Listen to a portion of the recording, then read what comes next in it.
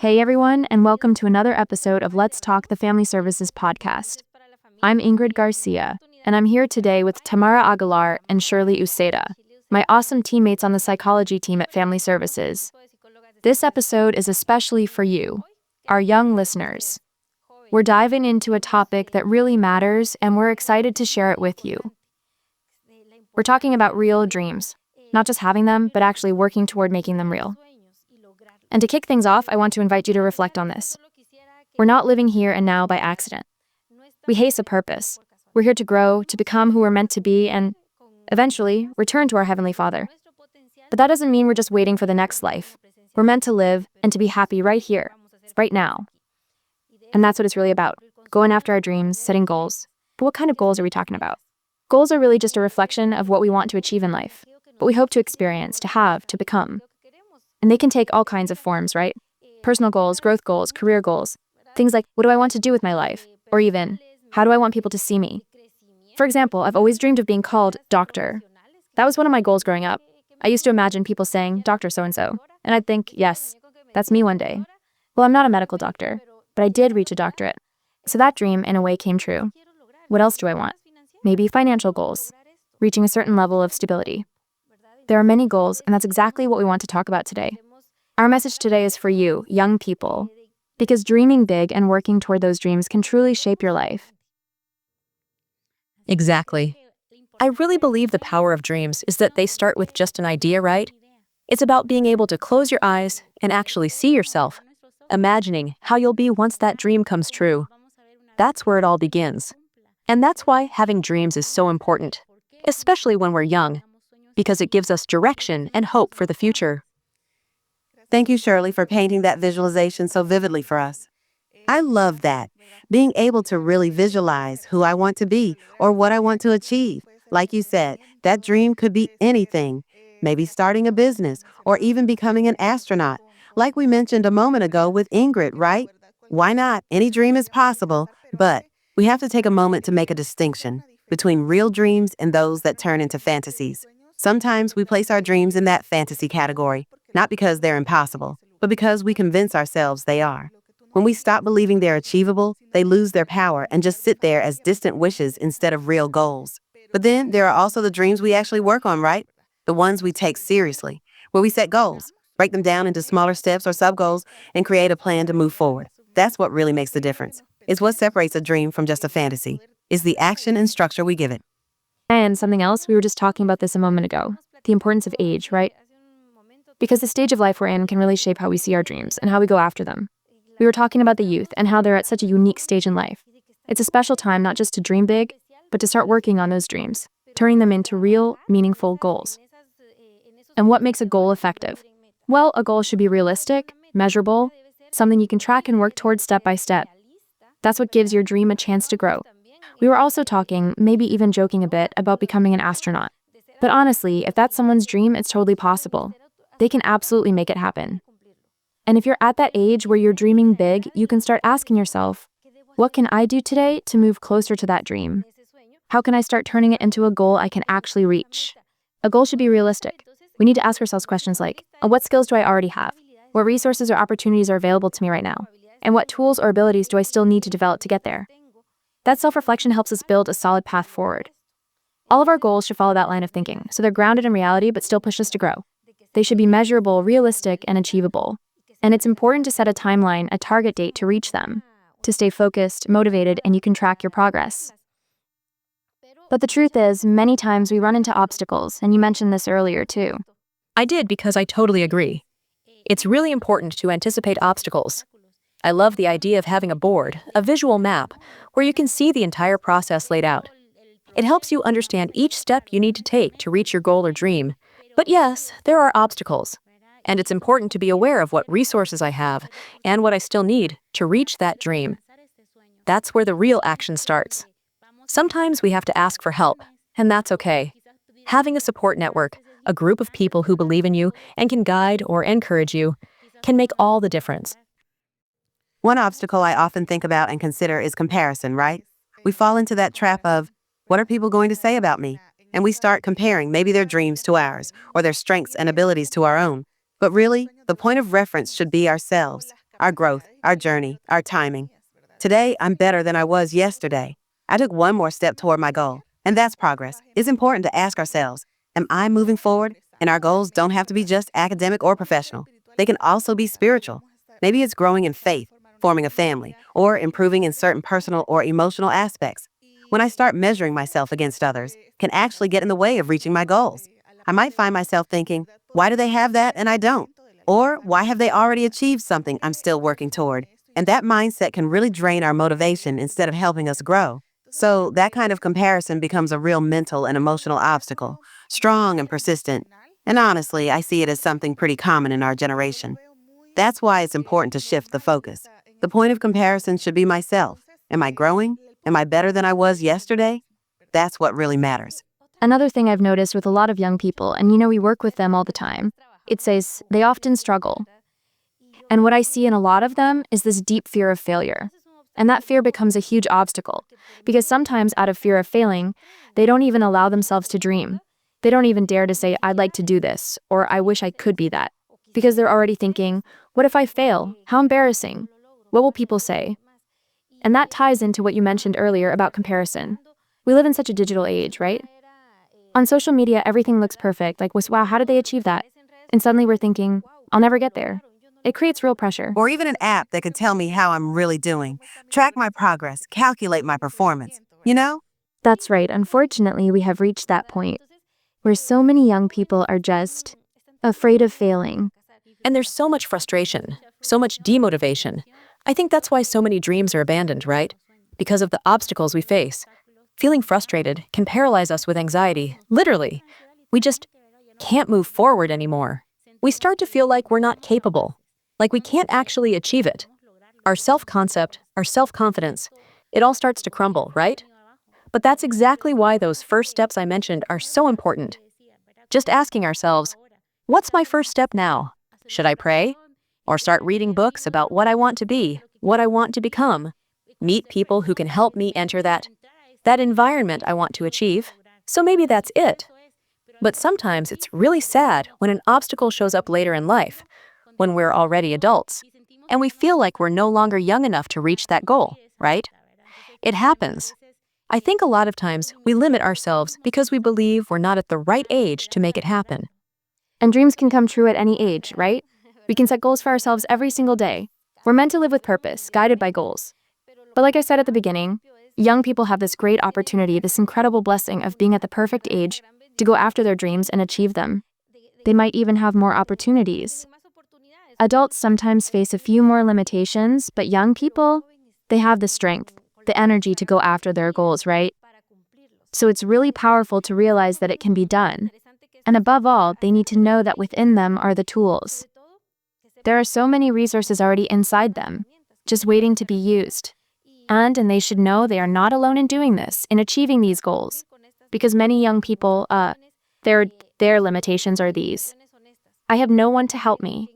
I have no one to support me. I actually love a book called Find Your Vitamin Person.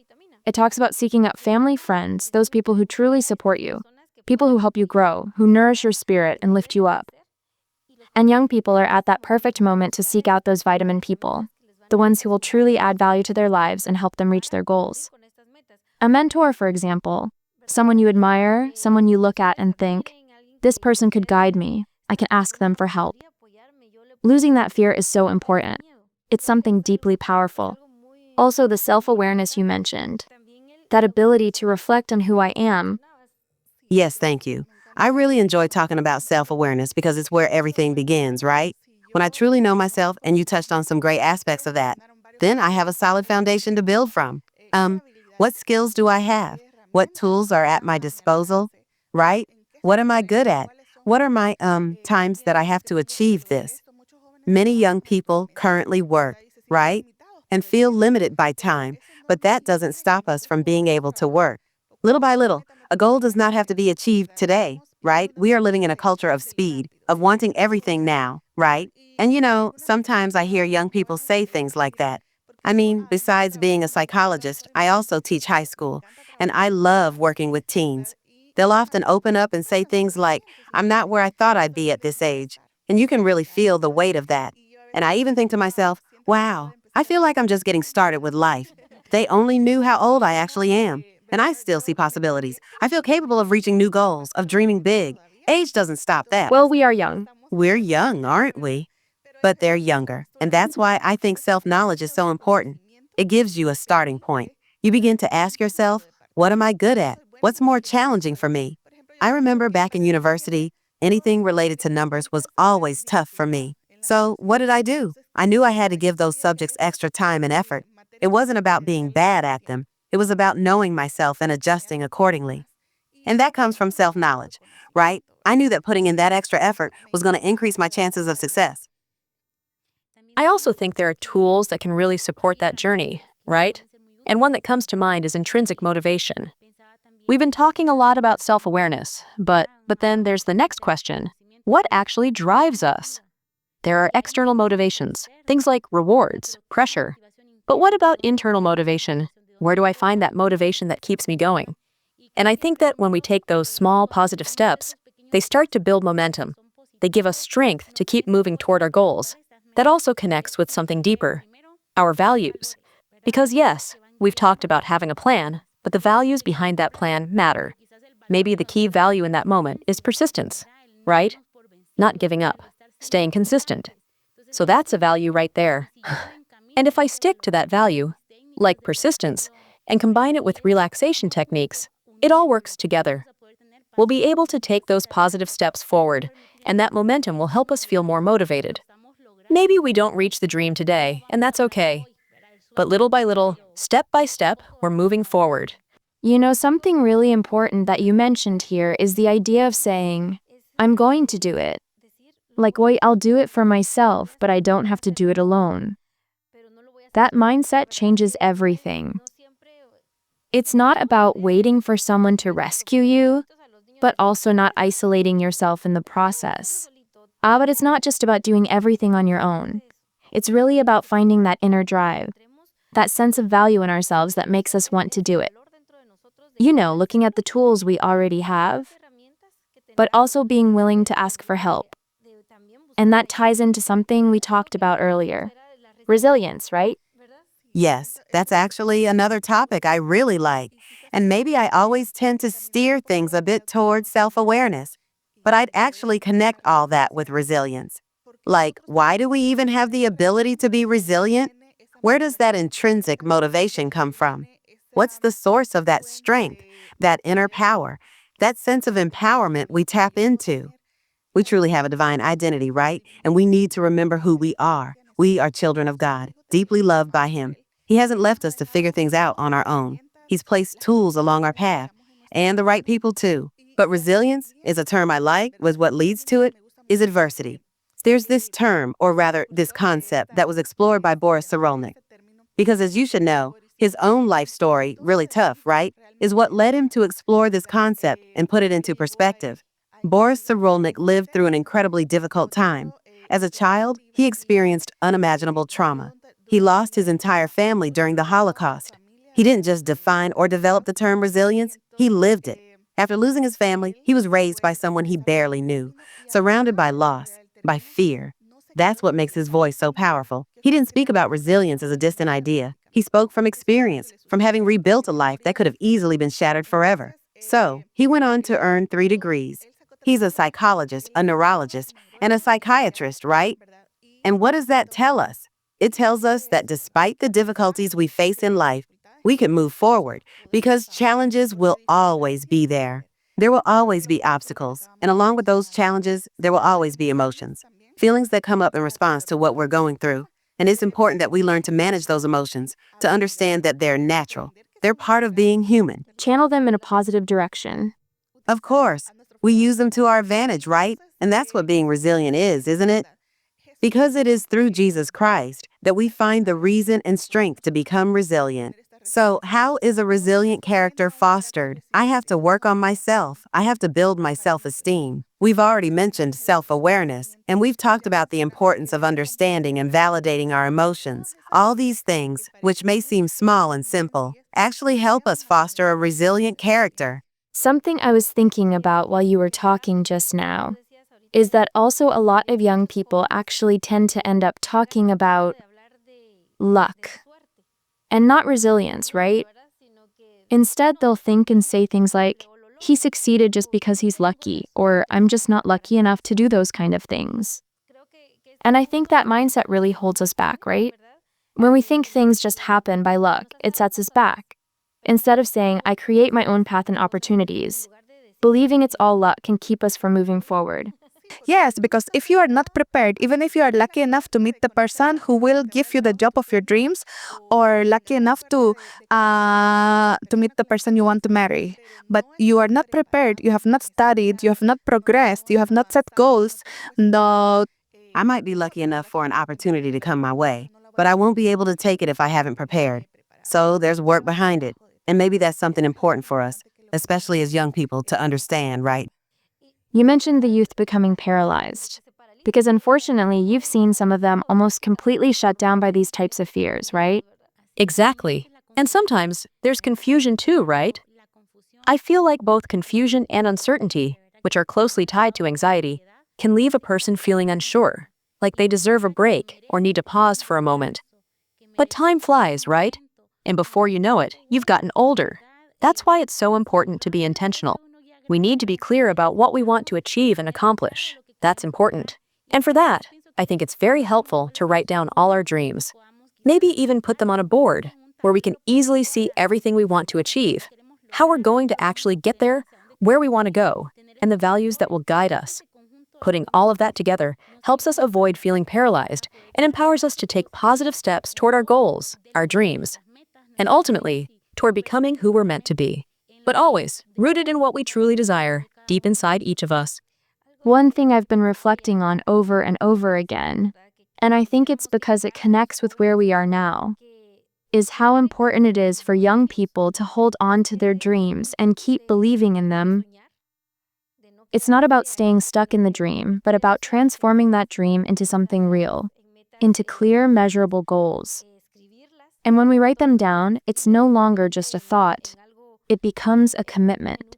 Yes. Right? And it's obvious that we don't want it to stay just in the realm of thinking or dreaming. The goal is not to stop. We want to move into action, working toward those dreams. I think here we all are living proof of this. We've seen our own dreams come to life through hard work and commitment. And we know others who once spoke their dreams out loud. And today, they're living them. And we also know many people who once said, I want to be this, or I want to achieve that. And today, they've made it a reality. Obviously, it may not have happened overnight, even when things get tough, but they took advantage of their youth, of that exact moment in their lives to set those goals in motion. So thank you. You know, I really admire our prophet. He speaks many languages, which just shows how well he used his time. It's obvious he didn't waste it. I think that's a good reminder that dreams come true when we actually make the most of our time. And that's why I want to encourage young people not to let their failures or setbacks define them, because those moments are real and they will come. But a failure doesn't define who I am, right? No, it doesn't. If anything, failure can be a starting point, a chance to learn. That's where real growth begins. It doesn't say who I am, but rather that we can take failures as a starting point, as a learning process. Because that comes from the experiences you are talking about, or the mental blocks we sometimes face. I didn't achieve this, so I must not be good at anything. I can't do it anymore, right?